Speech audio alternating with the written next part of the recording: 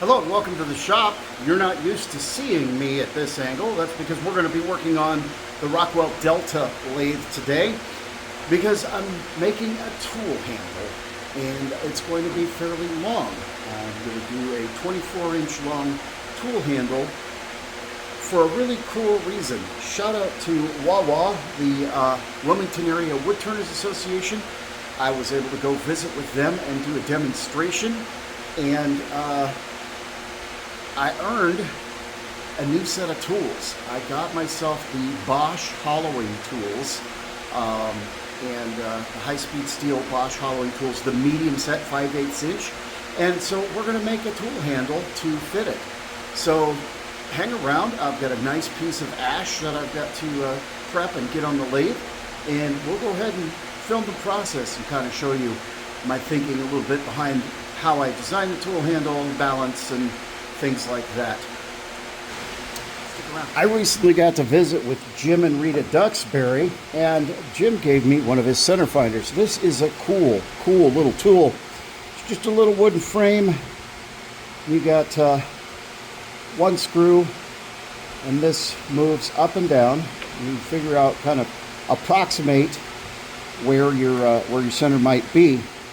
It's drilled a hole through it, and it's cut on the bandsaw so that it'll squeeze and tighten down on the pencil. So you get an approximate of where your center's going to be, where you think your center's going to be. Lock your tool down. Now this will work on a square or a round piece. You should just mark on each side, so we're close, but that's still not quite where center is, and you want to kind of bring it down a little bit closer. So we'll adjust our little tool here.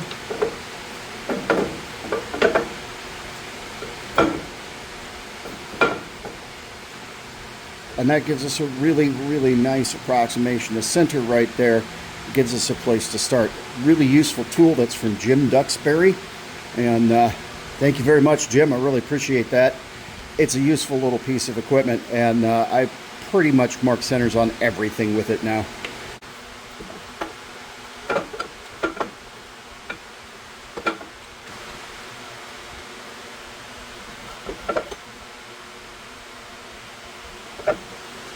We're going to start between centers, sort of.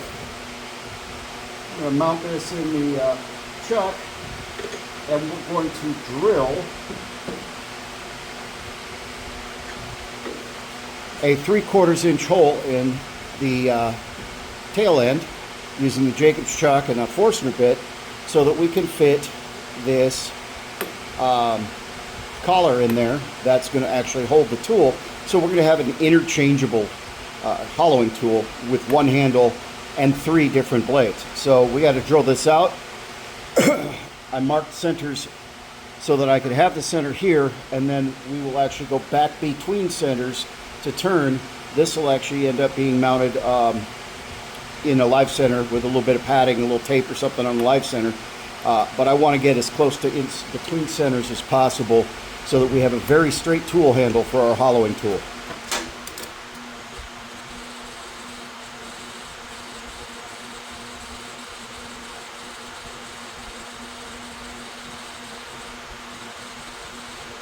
So another thing we need to make sure of before we get any cement involved, I've got that drilled, that's centered, but I need to make sure that it's perfectly flat, and it's not quite perfectly flat. So we're going to bring in a live center, and we're going to fix that. Make sure we have a nice flat surface across there so that meets up with our little collar.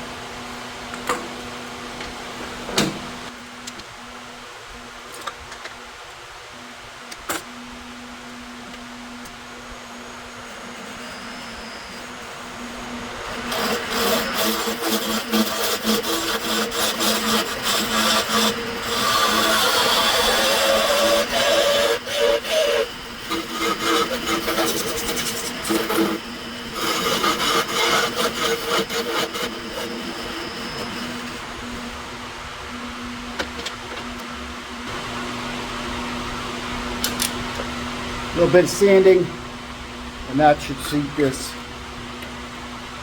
nice and flat. We'll just sand this a little bit and we'll epoxy it. Now the reason I want to put this in before I turn the handle, so I make sure that that handle is as directly aligned as possible with this collar. So if I get this inserted first and use this as my center, I'll make sure that it lines up exactly with it. And that'll give me just a little bit straighter and in my opinion, a little bit more useful hollowing tool if I know exactly where the center that's going to be cutting is when it's down inside the wood, because I know that it's exactly in line with my tool handle. Well, I just wasn't happy with how the other end squared up, so I drilled this end, and that's fine. It's a little design change, but that's okay.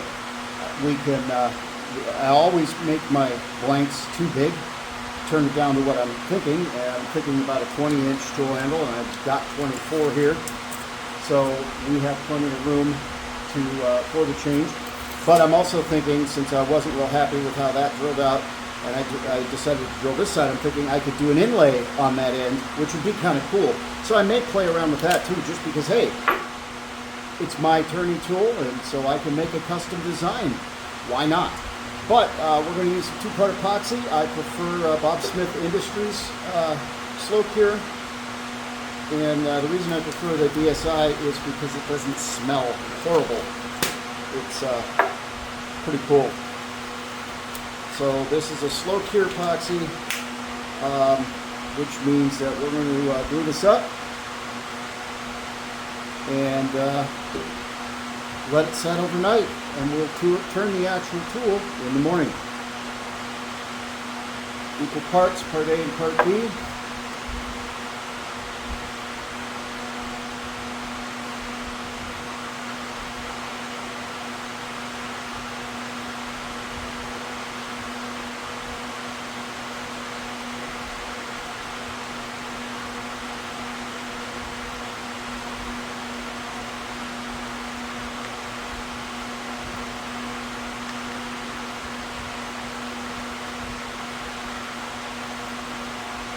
Make sure you mix thoroughly.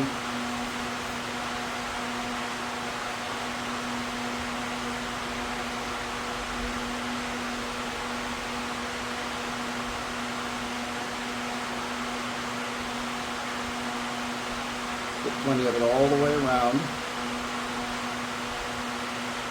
And just like gluing in a pen blank, which this is the epoxy I used to glue my pen blanks, we're going to spin it and make sure that that epoxy is distributed evenly, as evenly as possible. If we have a little squeeze out, that's okay. We'll clean that up.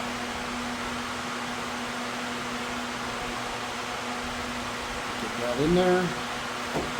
Grab a paper towel, clean up the squeeze out.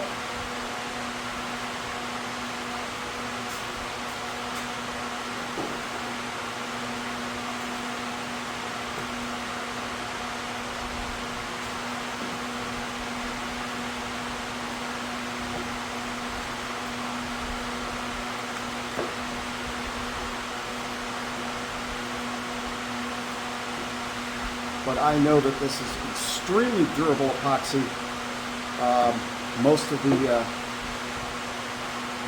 knife makers, blacksmiths that I know, the knife smiths that I know use this to epoxy their scales onto their knives.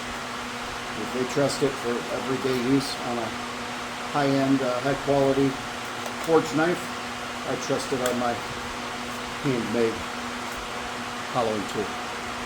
So we'll come back tomorrow and we will make a tool handle. It is the next day and our epoxy has set. This protective board out of the way. We've got a 60-degree live center. I've got some shelf liner that we're going to put right here just to keep it from marring up the inside of our little collar. And we're going to mount this up and get it turned. I was originally going to put this between centers again, but I think we're going to use the tenon that we created here just because the drill hole is aligned to that tenon. So just getting it resting in the chuck, we'll bring this tail center up.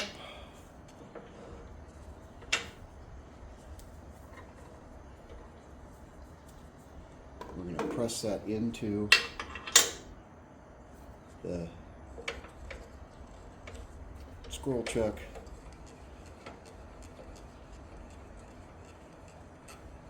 But this is what makes sure that we are as centered as possible.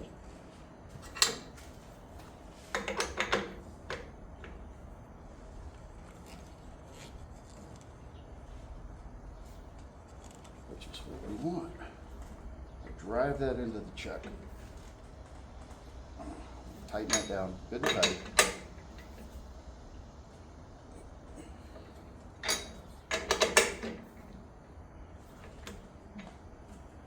Then we back that off just a hair so that we don't create a bow. And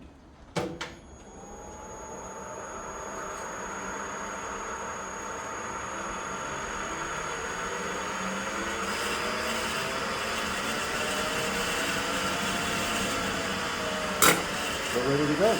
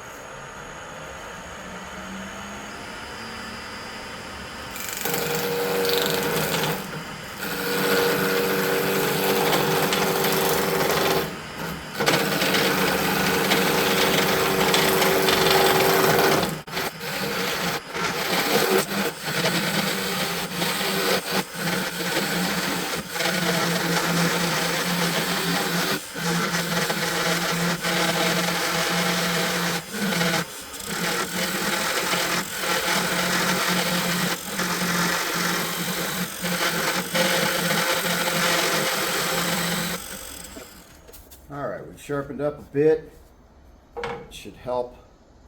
I'm debating whether or not to bring in the steady rest. I think we can turn this without needing it.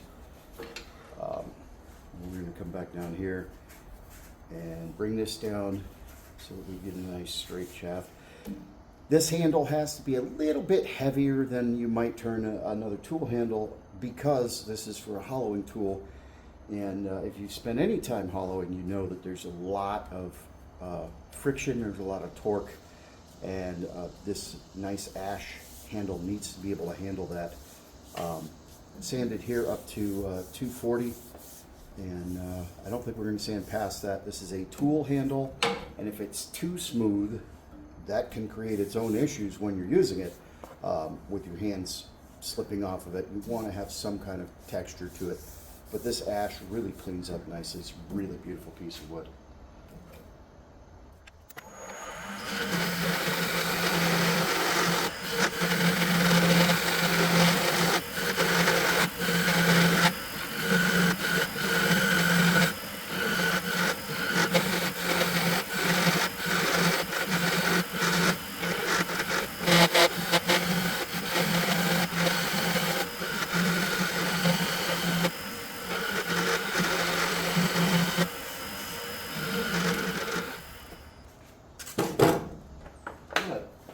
take a second here and compare this handle length to my bowl gouge.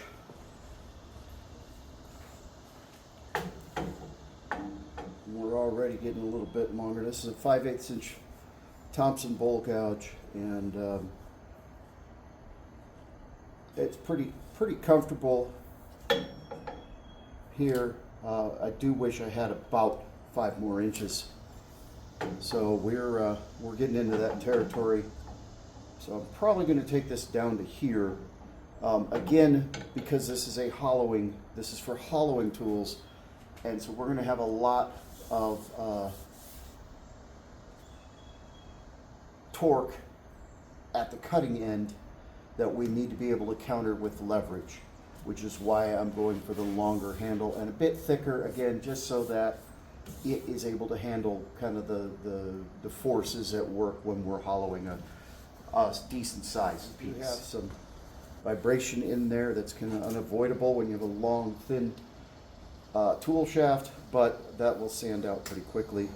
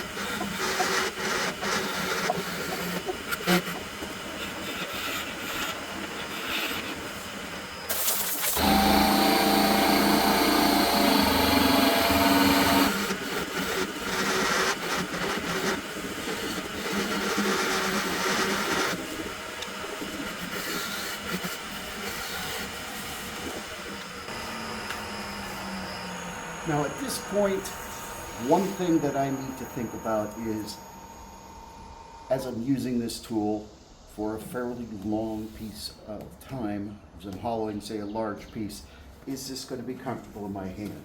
Is this going to fit? My right hand's going to be down here, my left hand will be somewhere up here. Now, I don't really want to take it off the lathe because you never quite get it back in the same place, so you really got to kind of just give it a feel, think about it, feel how it is and rests in your hands. And I think it is fairly thick, but I think that I'm going to be okay with it. Again, let's look at my bowl gouge. That's a bit thinner here, but then it swells back out, and it's roughly the same diameter. It's a little bit bigger down here, but my right hand is usually down here at the base. So I think we're gonna stay with this diameter, and I feel like that's going to be useful. I put a little, just like the bottom of a baseball bat, just a little bit of a knob there, just so that you have something to stop your hand. But I don't feel that will necessarily be an issue. I think this is going to, with the addition of the length of the blade, it's going to counterbalance the blade, first of all, but I think that this is going to end up getting held right around here most of the time rather than way back here, unless I'm really trying to get down at the extreme end of the bottom of a piece, in which case I'll need all the leverage I can get. So clean up a tiny bit and sand it.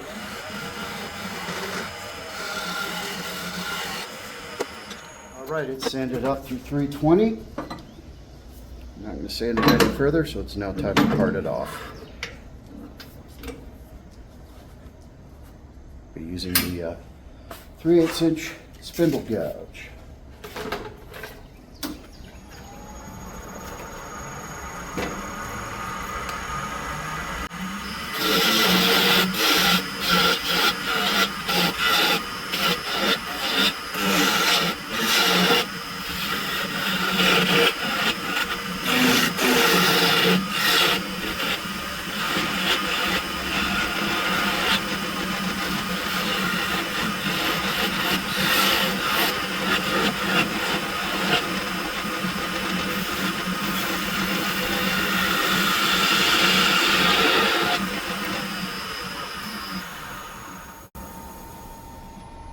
We're just about there, but I'm going to do one more thing before I part it off, and that's sign it. Okay.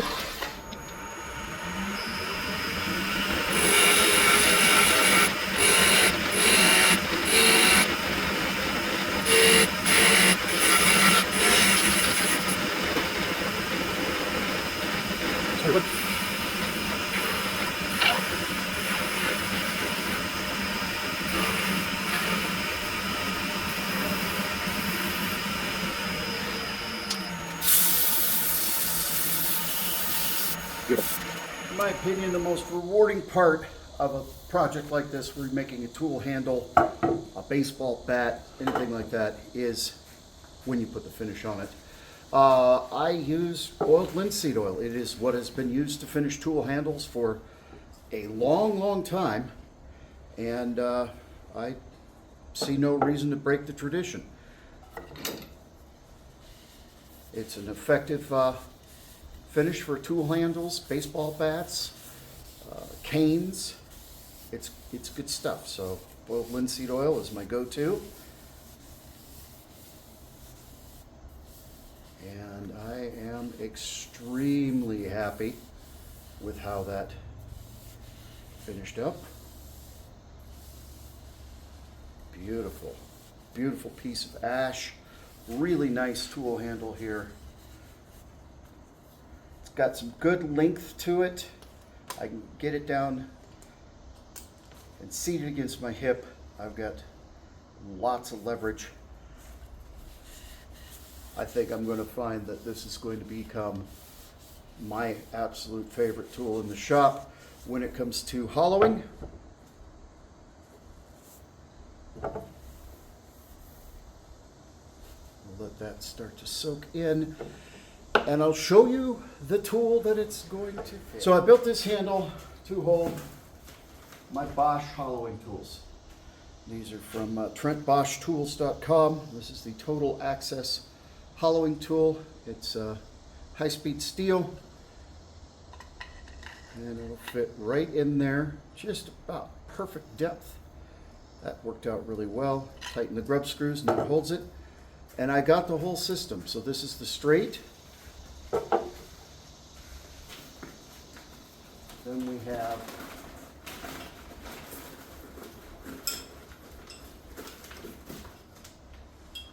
the slight bend, and then the swan neck. Interchangeable, each will fit into the handle. So I have a complete hollowing system with these three tools and one handle, and I'm excited to be able to show you guys how I use it. So thanks for joining. If you liked what you saw here, I would really appreciate it if you would just click that subscribe button, give me a thumbs up.